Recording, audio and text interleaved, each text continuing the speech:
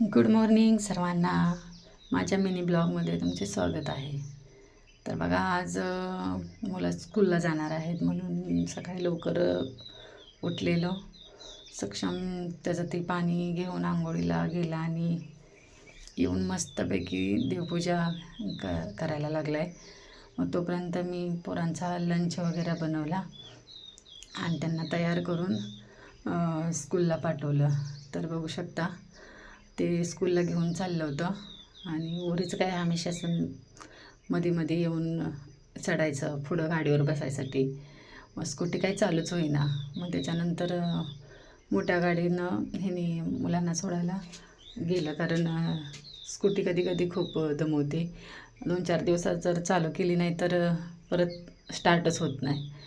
मग त्याच्यानंतर ते गेलं मोठ्या गाडीनं पोरं सोडायला. मग मी रात्रीच्या चपात्या खूप उरल्या होत्या, त्याचं मस्तपैकी तुकडं केलं आणि आम्ही सगळ्यांनी नाश्ता केला. आणि त्याच्यानंतर आज डाळिंबीच्या बागेला औषध मारायचं होतं म्हणताना मग नाश्ता करून आम्ही सगळे आलो बागेत. म्हणजे आम्ही तिघं आलो. आई तिकडं भाजीपाला लावायसाठी सारटी तयार करत होत्या. तोपर्यंत आम्ही तिघांनी डाळिंबीच्या बागेला औषध फवारून घेतलं आणि त्याच्यानंतर परत कपडे चेंज केले.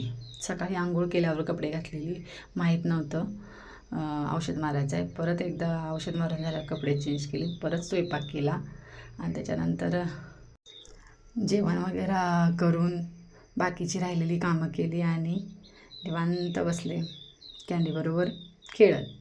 तर कसा वाटला माझा mini blog? Thank you so much for watching and bye bye.